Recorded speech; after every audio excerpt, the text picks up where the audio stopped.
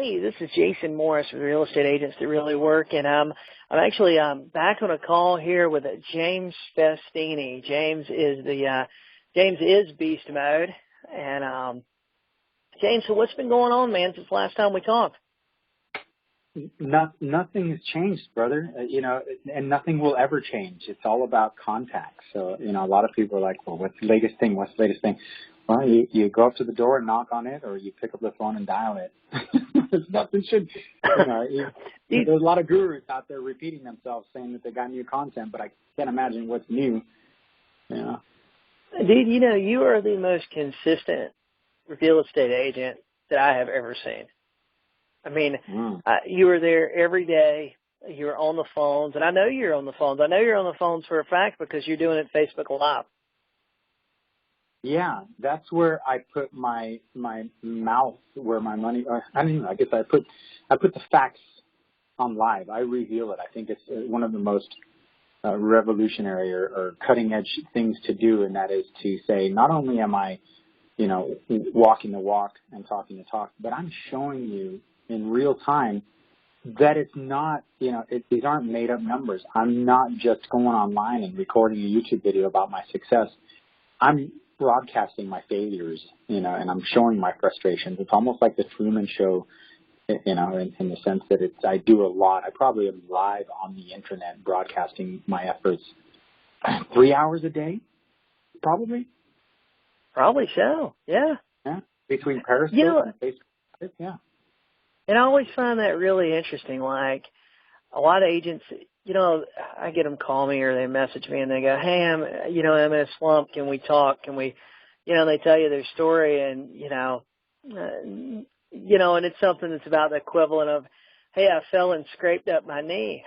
And they don't realize, they log on there and they see you. And dude, I've logged in there a few days and I go, man, James looks like he is having a painful day on the phones, And you definitely see like greasy-faced, bloodshot eye, blurring. Yeah, I'm looking at you and I'm going, man, this guy has had a rough day today. And I'll watch you for a few minutes, when I'm doing whatever it is I'm doing. And, and agents don't understand that everybody goes through those same struggles and everybody has problems.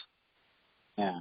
It must be hard to watch for those, especially for those of the ones looking online and subscribing and looking for the easy way out, and then seeing someone like getting the crap kicked out of them in real time. But what I'm doing is I'm not showing people what they want. I'm showing them what they have. They already have inside of them. And the only way to know, how hard it is to sit back and watch for a couple minutes and go, nothing's happening. He's not dying. Nobody is, choking him out. He's not. Yeah. The time span between failure and success is so long in between. And all of these, YouTubers and the podcasts out there, all they do is they report their success. There's nobody out there saying, oh, by the way, I got yelled at today and someone spit on my vehicle. Let's keep going. You know what I mean? And it just doesn't happen because no one wants to hear that. However, what I'm doing is I'm literally like opening up a whole new, bloody vein. It's like, remember Faces of Death back in the day? Yeah. Where video you could watch, and it was super taboo, and you'd be like, where can I get a copy of that? And it was hard to look at, and it wasn't, well, now you can go online and see all sorts of crap. But back then, it was like you didn't want to look, but it was a fact of life, and so you're never the same again once you get in here and see. Okay, wow, this is boring and stupid. That's right. But it's real. So let me ask you, what do you think the worst thing is somebody's ever told you on the phone? Or standing at their door knocking? What's like the worst thing that's ever happened to you?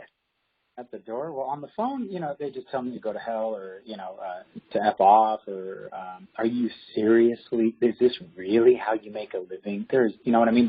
They try to degrade you. And for me, on the phone, it's super easy for me to get over it. The only thing that stops me in my tracks on the phone is when someone says, what's your name? And where's your office? And what's your manager's name? Like you're going down this path of, I'm going to get you. I've had once in a while where people are like, I'm on the do not call list. I'm going to send you a bill for $10,000 now. Thank you, please. And then I hang up. I'm like, you know what? I'm in full compliance with the do not. I don't answer this. I go, okay, sorry, thank you very much. Have a nice day. And I'll put them on my do not call list. But they're not on the do not call list. I know that because every first of the month, I log on to the federal do not call list and I download the updated list. And I'm so like overly insane about compliance because I call so many numbers that if you want to call one or two numbers or 20 or 30 numbers a day, that's fine. But I'm in a whole different level where I am just not going to play that game. And if my industry revolves around calling, comply. End of story. Yeah. It's not that. So, it's not that hard. And it's free to comply. What about expireds? Like, what do you do with your expired list? Do you not call the do not call people? That's right. Yeah, they're on the do not call. Yeah, I just don't call them. And they're on the do not call, and you just don't call them. Yeah, I just don't call them. 90%, I'd say 80% of the people are on the do not call list. So you will, if you go on the first of the month and everyone expired and you go there and you see 100 new expireds, you wash it, and now it's 20. That's it. The only thing you can do now is go to the door. And if you go to the door and they say it has a no soliciting sign, you're done. You can leave a little flyer at the doorstep, but that's it. I just, because again, it's the sheer amount of contacts that I make that I can't get attached to the outcome because I've got so many more numbers. People all the time, hey, do you call expireds? Do you call for sub-owners? Yeah, watch. Boop, boop, boop, boop, boop, boop. 20 seconds passes, no one answers. There, I called them. Next. It's not as if there's a moment or a section or a time of day where you say to yourself, I'm going to call these. And then you sit there for 10 minutes and then that's it. I mean, the time, there's a very weird distortion of time versus action in real estate where you say, I'm going to prospect this list. And then you go in, and if you have an automated dialer, that's an hour later and you're done. Now what? Whereas with me, my for sale owners, my expireds, my colds, my follow-up calls, everything goes into one database, and they're only rated by a follow-up call date. If they are not an interested party or a higher level of motivation, then they're in a general population of I'll call them one day, or I'll call them today. If they're expired, I'll go through the 20. If no one answers, I'm done. Then maybe I'll call them back again tomorrow. If they're in a higher interest, you do have with expireds, because of the geographical distance you go to call, there's a certain limitation of how motivated you are for an expired. If it's right across the street from your office, you get a little more excited than if it's like 20 minutes drive.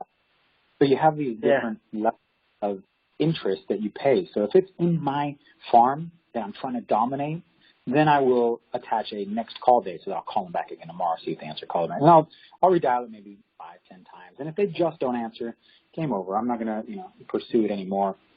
It's treated very differently. So let's get back to the door. So what about doors? What's the worst thing that's ever happened to you knocking on the door? It happened about a month and a half ago, and I'm telling you, it rocked me to the core. So I'm get out, park my car. It's behind the school. And there are signs in the school district that say no parking on certain streets. But it was during the summer, so I figured, okay, it's probably summertime, I could understand they probably get tons of parking, and they're annoyed by all these school attendees and all that stuff. So I parked in front of this guy's house. And I get out, and I knock on the corner house, and it's a lead. First door I knock. Yeah, I'm interested. I'm going to be selling the spring. I got his name, got his number, walking on cloud 9, knocked on door number 2, which my car is parked in front of. Nobody answers. Knock on door number 3. I talk to the lady, and I'm walking, she's not interested. I start walking out to the street, and this guy comes out, and he starts screaming, hey, is this your car? I'm like, yeah, it's my car. Is this your fucking stuff on my door? I'm like, yeah, that's fine. Why the fuck are you knocking on my door? I start screaming, move your fucking car. I mean, at the top of his lungs in like a super, neighborhood where you didn't expect a lunatic to be coming out on the street, screaming and waving. And I leave a little baggie with my notepad and a pen and a little strip of comps. And he turns and throws my bag onto the hood of my car as he's screaming and yelling. I mean, I'm telling you. And so I'm like, all right, I'll move it. So I start walking by him. And the guy's just like crazy eyes, right? So you never know who you're messing with. So you just don't mess with it. So you don't mess with people. They're crazy. So I start getting in my car, and he's still screaming and yelling. He's like, if you ever park here again, I'm going to destroy you, and I'm going to destroy your fucking car. You hear me? You goddamn real. I mean, the whole time just ripping me a new one. I'm just all right, whatever. I'm a pacifist. So for me, you can't piss me off. Okay. So I'm walking, I get in my car, and all of a sudden, he starts screaming and yelling. So I roll down my window because now by then I'm entertained by the lunacy. I'm safe in my car. And I have one of those sunshades in my car. So as I'm reaching up to do the sunshade, I see his body gesture in the momentum of spitting on the hood of my car. And I was like, oh, wow. All right, hell no. So I literally put my sunshade, got out of the car, walked over to the front of my car looking for spit. If I saw a big nasty loogie, it was on. That would be my, you're cleaning this with your hair or your face or, it's over. We're going down right now. I was pissed. And scared at the same time. You don't spit on the car, man. That's just bizarre. And so funny. And he's still standing there probably about 4 feet away doing puffing his chest. And he's like, you got a fucking problem? And I look at my car and I look at him. I didn't see any spits. I'm like, no problem. I get in my car still screaming. I'm like, dude, why are you so angry? I'm moving my, you hear me? Fucker? I'm like, all right, I'm out of here. But, that shit rattles you, man. You're just like, oh, my God. There's people like that. I'm not going to. It's like, I got to go. I got to go home. I'm done for today. No, see, those kind of things, you can't let them affect you. It's the hardest thing. You got to find the people who inspire you to overcome that. So, for me, I would say something afterwards, and it's kind of weird, but I'd be like, what would Grant Cardone do? He would probably be like, screw that crazy mofo, I'm going to go knock 100. People channel the energy. What would Gary Vaynerchuk be like? Oh, hell no, hater troll, I'm out. Screw you, boom. You know what I mean? So see, I'm actually white trash, James. I don't know if you know this about me. I probably would have stood there and argued back and forth with him as long as he wanted to do it. I'm not like that. I'm such a passion. I took martial arts for many, many years. I know self-defense. I'm a big guy. I can handle it. But I just don't, it's not in my nature, Yeah. And you know what? I'm the same way, dude. I try to avoid conflict, but just some days, man, stuff will happen, and I'll just sit there and argue with them a few minutes, and then I go, oh yeah, I don't want to go to jail, and move it on. Yeah, exactly. I mean, what happens if you go there and you kick his ass, and you've seen enough movies where someone falls wrong and their head gets cracked open, and then all of a sudden they're dead, and you're fucking standing there with your. Oh yeah. Or what happens if he kicks your ass, and then you got to go to your next listing appointment all busted up? You'd be in prison for the rest of your life. You kill someone on accident. You don't get away with that. I'm knocking on the door, trespassing. I mean, it would just be all bad in so many ways. So I did. There's so many bad things. But right afterwards, I called the cops. I parked about a half block away where I could see that he could see my car from his front yard if he came out. Because I was still kind of like, let's see how far we can take this, but let's call the cops first. And I called the cops, and as soon as the cops showed up, I go, look, I don't really know what to say or how to say this, but please tell me that you've been to that house a number of times and that the guy's just a neighborhood screwball. And he goes, no. I'm like, really? Oh, man. Oh, wow. So I said, well, do you want to file a police report? I go, no, but, the guy threatened me, so if there's something, I don't need to. He goes, well, we kind of have it on record. We made the call. I go, I don't need my car destroyed. I need to finish this neighborhood. I'm not done. I got, I'm going to definitely skip his house, but so the cops didn't, obviously they did nothing. And I haven't been in that neighborhood for in that specific community, and I haven't been there. I drive by it you're close enough to it all the time, and every time there's like the vibrations of, that negativity, and you just never get over something like that. But even yesterday I was door knocking, and someone opened up the door, and he goes, I'm just so annoyed by people like you, man. 4 or 5 times a week they're knocking on my door. I'm like, really? I didn't realize anyone worked as hard as I did. And he kind of had a little chuckle. And then he goes, no, it's just so annoying, man. I could sell my house. And I figured out a new secret. I look like I'm about to cry just a little bit. I'm a good actor. I look like, and all of a sudden when I went to this little beaten puppy, he was like, oh no, but it's nothing you did, man. It's just, and all of a sudden we had this conversation. I was like, all right, man. But I put him on my do not knock list, so the next time I'm through that neighborhood, I won't knock on him. If anyone even gives me the slightest resistance, I understand that. Again, if you have enough numbers in your database, you don't hold on to stop. Yeah, that one's not a big deal. So, man, you have that situation happen. I know, and you door knock by yourself, and I mean, like you said, you're a big guy. You had a martial arts background and stuff like that. But, man, what should agents do, for safety purposes? I mean, there's a lot of agents that don't have that background. Maybe it's a a small single woman or even a small single guy, by themselves, what should they do to protect themselves, you think? There's a product out there, and some states don't allow pepper spray. And I used to carry pepper spray. It's legal in California, but there are certain items out there in the public where you can get them online, and they're like a little rubber band with a small little handheld. They sell them for running. Is it legal where you're at, pepper spray? Yeah, I think so. I'm pretty sure. I mean, we can buy it at Walmart. Well, then it is. Well, there's this thing called, I think it's called the jogger or the runner, and it's a small little on a rubber band that fits in the palm of your hand. And so what I do is I don't carry much with me when I'm door knocking. If I'm doing like a bigger farming thing with my notepad and my pen, or if I'm doing just a small stack of propaganda in my back pocket, it's very easy to have that not really obvious like I'm carrying pepper spray, because I'm holding my phone in the palm of my hand, and it fits just enough inside of the palm between the phone and my palm socket that you just have it there and kind of on the ready. But I'm not worried about humans. If that's going to happen, that's. I'm more concerned about animals and dogs, because there have been several close calls where, like, you're standing knocking on the door, and then all of a sudden you see this massive beast of a dog charging the door and slam their face first into the screen, and you're like, Jesus Christ. And you'll never know if he's friendly or not, No, and I have all the time. I'd say probably every 4 or 5 times. I do have homeowners every time I go out and door knock, at least 3 or 4 times. I have the homeowner who cracks open the door just enough to get their head out and one leg as a barricade between me and their dog while they have that conversation, holding back their dog with their leg. And the bark in the background. It happens all the time.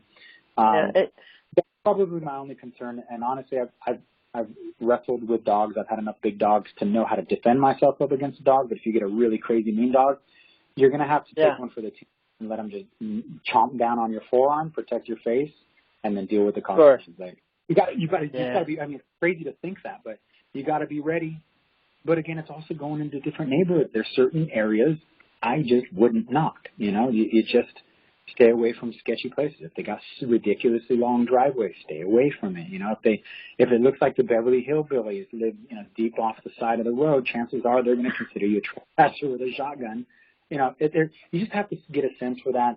If they say no soliciting, if there's a little gate, like those little tiny short courtyard gates, play it by ear. I used to open those and go in and open it. But sometimes you have those little courtyard gates where you don't know if there's a dog right around the corner. I've seen that. So I just kind of stay away. I just skip the door. Do enough doors where you can pick and choose which one you're going to knock and which one you're not. That makes perfect sense. If it was for women, I would use apps. There are tracking apps. If you could team, if I was a woman trying to door knock, oh my God, I couldn't even imagine. If I was a pretty young lady hitting the doors. Oh yeah. I don't know that like my girlfriend sells real estate. I don't want her to go door knock by herself. If she wants to go door knock, I feel like, hey, either I need to go with her or somebody else needs to go with her. You know what I mean? Like, I'm concerned for her safety. Me or her, we're not door knockers. We typically stay on the phone. But James, with we got 2016. It's winding down here, man. For agents out there watching and listening here, what should agents be doing this time of year? What should they be doing to get ready for 2017 and to finish 2016 strong? They should be calling lots and lots of people. I mean, that's the truth. They should be on the phones and hitting the doors, because what happens right now in November and December especially, the sun's going down a little bit earlier, but at any given time of day, you're going to have people who are home. And my numbers have been about 20 to 30% of the people are home at any time of day. And so you need to start storing your nuts for the winter. I'm going to hit the new year with a database of 200 people who have said yes after the new year. Whereas if you're waiting for the new year to start your prospecting campaign, I'm going to be 3 months ahead of you. I'm going to be listing people January 2nd, and you're going to be out knocking on the streets, walking by my sign. I mean, literally if anything, the tail end of the year is an opportunity to triple down, and don't go out picking up the phone or knocking on the doors expecting a listing. It probably won't happen, but expect a lead.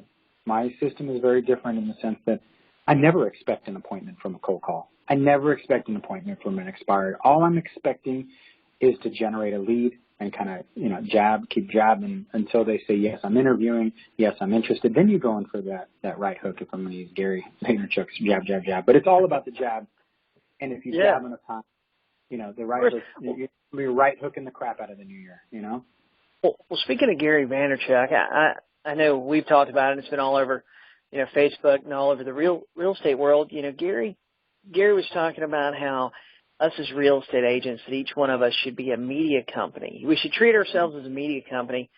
That and actually Ryan Fletcher kind of talked about this too a few weeks ago. He said each of us should be treating ourselves as a media company that just happens to sell real estate. What do you think about that idea? I think that's a nice buzzword. I grew up, when I grew up, it was called branding yourself. Yeah. I thought the same thing.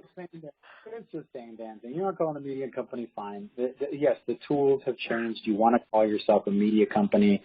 You want to say, put on your business card, media company consultant. It is nothing different, man. It's a brand. You use tools like media. I mean, I'm assuming media company translates to the 3 platforms: video, audio, and written word, aka blog, right? So you can do blogs, and you can do text, you can do video, you can do. So now from there, you've got to find the platforms where your demographic is. I know Gary Vaynerchuk's big on Snapchat, and I'm a very big on Snapchat guy.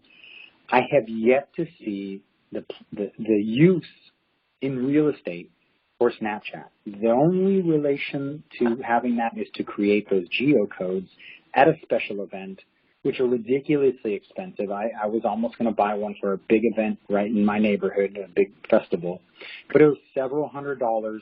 And if I put a geocode, for those of you who don't know Snapchat's just a camera where you take selfies or shots like Instagram, and they use these geolocation like filters, so you can put this cute little banner that says the city of whatever.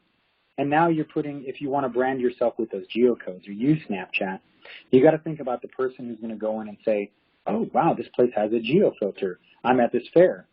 How are you going to put a geofilter on there that says, this year's Arts and Crafts Festival brought to you by, XYZ Real Estate? What person is going to want to put your crappy advertising on that unless you're like this ridiculously cool brand, and if you have one filter, and when I saw that, I'm like, who's going to put it on there? And if somebody said, if I was able to do it with a stylistic way where it's kind of like subtle that I was doing it myself, the only person who would be tagging me is a bunch of teenagers maybe, and I doubt my demographic, the 40-something WASP in this, ultra luxury area is going to be like, ooh, James Festini, he's everywhere.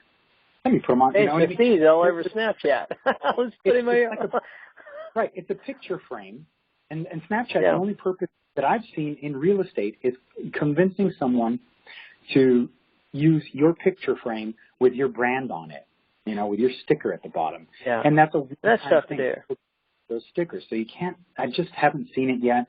If you're trying to, again, going back to Ryan Fletcher, he does have some valid points. It's not his theory, just like every real estate trainer, they all have their shtick and their guru, their claim to fame. But it's a little bit of everything, and that's what I do. No doubt about it. I do the content marketing. I do effectively go out into Facebook, and I'll create, things, and I'll go to restaurants, and I'll do these cute little videos and reviews, and, I'll create a personality, but it's not now. You do Facebook Live all the time, and it's more geared towards realtors, like me and you.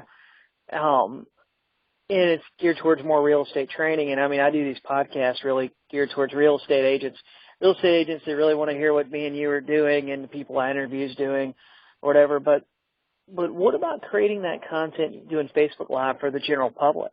Are you doing anything like that? No. Do you think that's important for agents to do? Yeah, I think it's something that you can do. So here are the angles that I could suggest. Don't bullshit it. It's very, very hard to act, and it's not for everyone. Yeah. So just like, Ryan Fletcher says, write sitcoms. I'm a funny guy, but I'm not a funny writer. You know what I mean? I can't do, I can't do That is not my strength is in video. So I'm better on camera. I can handle it. But not everyone's going to be able to flip the camera around, stand in front of the local restaurant, and shoot from the hip without sounding forced or scripted or genuine. Man, it's hard. And sometimes when you press record, I do this to myself. I press record, and I don't know what the fuck to say. You know, it's like, I had all these great things I was going to say about this community, and I just went completely blank. It's like, there's a house.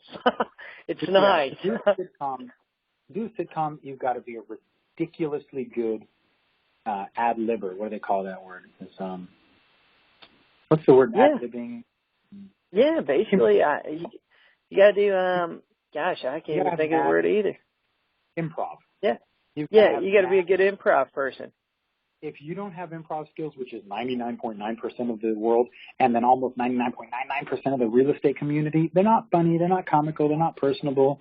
If that's your thing, then go for it. So if you can flip the camera around, and let me tell the guys and gals who are saying, I think I can, screw up first. Do a couple times. Don't think that your first one. I mean, if you listen to my first episode of my podcast, it was pathetic. I was reading it for the dude, this interview is like, by the time it goes on YouTube, this will probably be like the 54th, 55th one I've done. And James, I butcher everybody's name still. I'll ask it. Before I push record, I'm asking, hey man, how do you say your name? And then I still butcher it. I called one guy, asked him how to say his last name, then I mispronounced his first name. I constantly say stupid stuff. If you're going to do the video thing, you're going to suck. That's all. You're going to suck about 10 times. And then if you suck by the 11th time, then you might actually just suck and, move on. But if you still like it, after the 11th time, you're like, no, but I enjoy doing it. Then at some point you will break through that suckiness and it will become genuine and you'll feel it. But your voice is never going to sound good. Your face is never going to look right. It's never going to be right. But I'm planning on doing that. It's my intention to go out there with apps like Videolicious, awesome app. Get to know things like Videolicious. You can bust out some really high quality stuff with your iPhone or your Android and go in front of a restaurant that you actually eat at. Don't just do it for the sake of doing it. But if you go to the dry cleaners, like the other day, I went into the Mercedes dealership and they totally hooked me up. I flipped the camera on myself. I'm like, dude, I got to say something about these guys. And the guys in the background, like, what's he doing? I'm like, don't worry, man. This thing's awesome. You guys are great. I'm like, all right. But again, it has to be so ridiculously genuine. And if you're good at writing, then write content. But it's going to be one of those things that, again, who are you targeting to? People are going to be under the impression that when they put out that video that they spent 7 hours from in front of the Peruvian restaurant, giving a review of the ceviche and how much they love the owner and stuff. And then they put it out, and then 2 days later they got like 1 view, and it's their mother. They're like, oh, this doesn't work. Well, it's more of like a Yellow Pages. And if that's really what you're trying to do as a real estate agent, be an informational resource, then you are technically a video Yellow Pages, and you're going to create content to that effect, which is going to be a Yelpish/Yellow Pages, where if people want to know about Peruvian restaurants in your town, you might come up in the YouTube. It's a long shot to be a media company with any reward or payoff. It might turn some people off, and that's part of the problem too with video. If they look at you like, that guy's got a dick face, I'm done. You know what I mean? Something I've kind of seen is a lot of them seem to be looking for the long tail keywords, I think that's where we can compete as agents. I mean, that's just an idea, but something I've noticed too, James, and this is just for me and just doing these podcasts, I'd done them for 3 or 4 months, and the first 2 or 3 months, I'd have like 50 views. That was a good one, like 50, 60 views. And, I'd have a few people go, oh, Jason, that was so great, or, man, I learned so much from that, or I really liked so-and-so. And I was like, oh, that's kind of cool. So I kept going. I just kind of kept going with it. But, 50, 60 views was a good one. Then all of a sudden, like in the last 30, 40 days, my views like doubled, tripled, quadrupled on some of them. I ended up getting, all of a sudden I kind of hit a little bit of a tipping point where all of a sudden it was like, wow, I got more views in a month than I'd got the 3 months combined before. And I think the agents quit they quit too soon. They quit before they get to the point where they're really showing up in search engines, getting suggested. People are actually looking for them and looking for the stuff they're putting out there. All right. And sometimes it takes time for people to share stuff. I mean, a lot of it has to do with your, if we are talking about social media and gathering, it's all about how many people you know. And it's going to be hard for, the Joe Blow agent who hasn't really. There's so many people out there who are successful, even the successful real estate agents. They've got game. And then you go to their Facebook page. It's like, I haven't seen any posts in the last 3 months, and the only 4 that might be in there were new listings, and it's obscure. So they haven't even really generated the stripes or the connections with their followers. So people still, to this day, are leaving Facebook more as a phone book or a directory or just putting themselves out there, but they're not nurturing it. And that's going to be the hard part, too, for a lot of people. If it's not in you, if you're not naturally inclined to want to share, social media will not work because you will not be consistent. If you don't, like when you see something cool or a cute puppy at the park, if you're not compelled to share it on a platform, if you don't, immediately think, oh man, this would be nice on Instagram, and you pull it out, and you take the picture and you throw the filter on it and you do it. If that's not in you, you can try to learn that stuff, but if it's not like a natural, if you're not a natural sharer, you don't like having a soapbox, it's going to be hard, and if it's not in you to do that, you look for other methods. And that's, the introverts who don't have a creative outlet and don't have a talent with, typing or video or anything, but they have a great talent in, spending money on Zillow and picking up answering the call and going out there, and they know their scripts and dialogues. And I would say 80% of the real estate world is probably like that, where they don't have this natural instinct to want to be social, nor do they give a crap about sharing their food or doing selfies or talking about, their day. And if it's not in you to chat it up about where you're at, like checking in, if you're going, if you do pizza nights with your football team on Thursday nights, every Thursday, and you're not inspired to take a picture, across the football team, eating the pizza and then doing a quick little thing. Hey man, I'm here with, the high school pizza game. Check out, at Lamppost, we won, hooray, or we lost. We'll get them next time, boys, kind of thing. If that's not in you, you won't do it, and it'll just fail. And I agree with you. That's what it's got to have a heart. Your heart's not in it. Yeah, I don't like to check in, man. I mean, I don't check in on Facebook anywhere. And honestly, I feel like I do that for, I don't want to say safety purposes. I don't want to sound like I'm that exciting or that important. But, man, I don't check in places. I'm weird about it, Exactly. Even the location stuff on my phone. There for a while, if you had the location turned on Facebook, and I don't know if it still does this or not, say me and you were messaging, and I got the location turned on in mine, man, you could click on it. You could see exactly where I was. You could actually click on it twice and get directions with Google Maps. I mean, kind of insane, man. If that bothers people, privacy and not checking in, but there's a flip side of that. When you do check in, other people, if you have, and you're slowly growing this tribe or this community of people, I mean, the only way to do social is by connecting. You don't connect. You don't do social. Actually being social. Yeah. If you're trying to be social, the whole thing about being a media company is by getting more eyeballs, and you cannot play half-assed with it. Otherwise, what happens is you go out, and let's say you hit up that Peruvian restaurant, and you check in, and you take a picture. What happens is if you have the same people in the same communities and whatever, if you're friends with someone, and every one of my clients, I try to, as soon as I get my clients, I put them on Facebook because I am, I'm doing fun and interesting, not cocky, not smarmy stuff online. So I live a very fun, I'm living a life that I think I could have my own TV show because I'm always doing, fun stuff. I have excitement for life, and I have a passion for, mixing it up and all that stuff.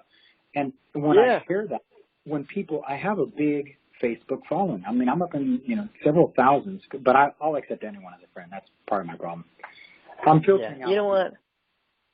If I think you're a real estate agent and you're not weird, I'll probably go ahead and accept you too. Right. Exactly. And that's what I've been. I do filter a little bit. Sometimes I'll see that person. It's like, they got on Facebook yesterday. I'm their third friend. I probably shouldn't accept them. They're stalking me out, or You know. I get that every day where it's like a beautiful woman just open up Facebook photo. You're like, that's yeah, good Jesus, I'm so much more famous than I ever thought. But what happens is when you go into that location and you hit check-in, what happens is the next time your friend or your client or someone in that social sphere, or if you're part of those groups that are socially located, they're going to go in there and they're going to be there and they're going to be the kind of people who check in. And when they check in, they're going to see that you were there. How many of your other friends were there? You're like, oh, boom, Jason was here too? Oh, where am I, Jason? I was actually, boom, I was thinking about talking to him. You know, and then it's there. It's like spider web connection of intricate, you know, and so the more places you put yourself, then it's going to happen. And again, that goes back to Snapchat. I don't know if at one point Snapchat's going to say, hey, you know, this is, it just, I don't see Snapchat still. I'm desperate to figure it out. I use it prolifically, but I just can't see the translation in real estate. Same thing with Instagram. I mean, if I go to Instagram stories, same thing. I get followers and friends, but it's more of maintaining relationships with the people who may refer me. You know, just yesterday I got a call from someone who I sold their house like 4 years ago. And she called me up and goes, hey, James, congratulations on your move. You know, I know you're not in the area, but I still see your signs. I see you on Facebook all the time. This is, you know, I'm ready to sell my house. I'm like, fantastic. If I wasn't on Facebook all the time, she would have forgot me. You know, we're friends on Facebook. And she saw that. And it was just more of like, I go out there. I'm almost to the point now on Facebook where I'm going to delete all of my extra pages and just be one person and focus on that one location. And places like Instagram, you can go in there and you can set it up so that everything I do on Instagram, I take a picture or shoot a quick little video. When I hit send, it will send it to Facebook, and it'll send it to Twitter, and it'll send it to Tumblr, right? Yeah, and I saw that. But you don't have to maintain and manage all of these different social networks, and it'll go in there and they kind of, you know, they dance well together, and it's all about streamlining the need to do it. And even when Snapchat was getting big, I'm like, I don't need another social network. And sometimes you'll see me only because I have two phones, two territories, but I have two. And I'll be like, okay, I'm going to do this one. When do you decide? And I've always wanted to talk to Gary Vee or Grant Cardone and be like, how do you decide which one to do? There's no way you know, and I'm watching each one of them like a stalker. You know, and I've wondered that too. That was actually my next question for you. Like I feel like Facebook is non-negotiable for us as realtors. Like, you got to do some Facebook at least. It's non-negotiable. I feel like if you're doing video, even if you're just doing Facebook Live or you're doing, you know, videos uploaded to your Facebook, I feel like you gotta do some video on YouTube too. I feel like that's probably number two. Man, I was kind of down on Instagram, man. I thought Instagram was kind of stupid. But now, as I'm kind of like, I've been watching it, and I've been watching other people, how they're using it and stuff, and I'm still not really using it. I actually have like 600 or 700 followers on Instagram, and I don't even know how I got them. I got like 3 or 4 pictures on there. But as I've been watching people, I'm starting to get it, you know? Like, I'm starting to get that, you know, it might not be about, hey, I'm not going to get a brand new client over here tomorrow, but I'm going to stay in contact with that guy that I sold a house with 4 years ago, or the person that I know that, you know, works only God knows where. You know, it's more about staying in contact than it is about looking for a new client. It's more about your sphere of influence, I believe. Yeah, it's very long tail, and it's about leaving breadcrumbs and slight reminders. It's the modern day equivalent to sending a mass mailer over the town, or sending, you know, a thank you letter every Christmas, or the new Christmas cards, or, you know, Thanksgiving, or roll back the time because of time savings. It's kind of like that. Even though I selfishly don't, I follow, and when I get new friends or old friends, I unfollow everybody. I literally, on my Facebook stream, I've only got like maybe 3 people or 4 people that pop up on my stream. And that's the luxury about Facebook, is that, because a lot of times you don't want to hear some people's crap. You're like, oh, God, why am I even friends with you? You got this. You know, you're like, so you push the button that says unfollow, and you don't follow them. And you can. I don't know if you've seen this, but have you seen the Facebook lists where you can add people to a list? Yeah. You know what? I started doing that. I mean, I got like 3,800 friends on Facebook, and I don't have time to go through and add 3,800 people to lists right now, but I've been doing it based on people's birthdays, right? So I go through, and I have like 10 or 15 people's birthdays, so I go through and add those 10 or 15 people to a list, and I've got them broken up into, realtors, past clients, stuff like that, and I'm kind of trying to use it just to, like, every couple of days, I'll click on the realtor list or I'll click on one of the lists, go down through it. And, people that maybe I wasn't, hadn't connected with in a while, I'll see where they had a kid or I'll see where they got a new puppy. I'll click like on it, maybe leave a message or something. And those lists have just helped me basically mine my sphere of influence on Facebook, and that's the way I'm using it.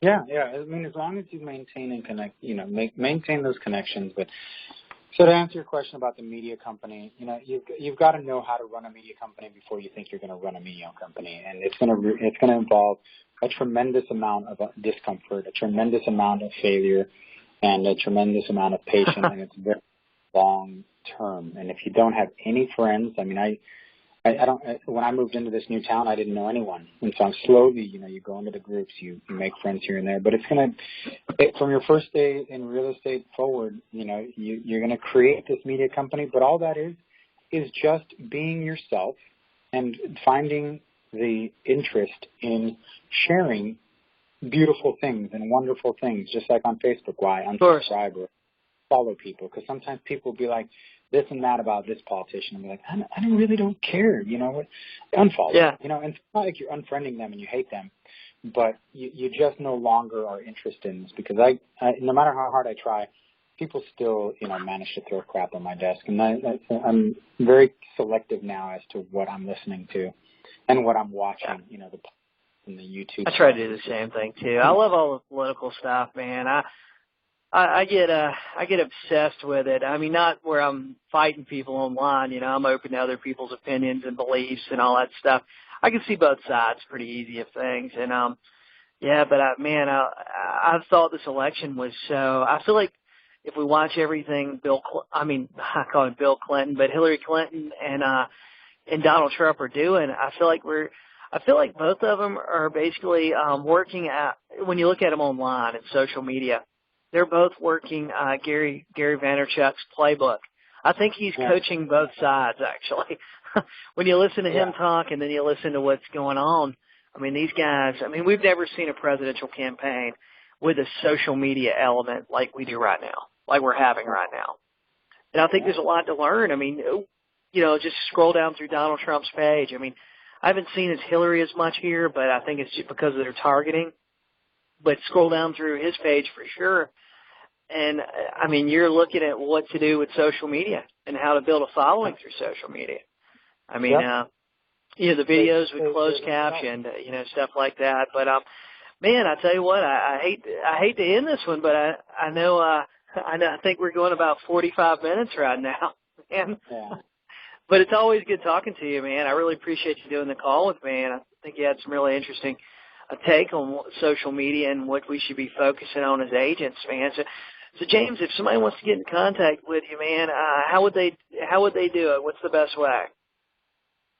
I'm doing a lot right now in that beast mode lead gen. So if they really want to see, in the trenches, that's one of the better ways, because that's where, if you want to get into contact with me, be there and get alerted either on Periscope or Facebook Live. If you don't know Periscope, don't worry about it. Just download the app and search James Festini, and then that's all you need. Same with Snapchat. Yeah, I agree. You don't know Snapchat, download Snapchat. I think everybody should go and watch you prospect at least one time. Yeah. And then if it's not comfortable, then unsubscribe. No, watch for 15 minutes. That's what it's. I tell people too, man. I don't prospect like you do. I don't cold call, but God, some days, man, I have some painful. I will have some painful prospecting days. And you want to see what it's like, just log into James Festini some days, man. You can look at the look on his face and tell. James, I really appreciate it, man. Anytime, man. Hey, hang on just a second for me.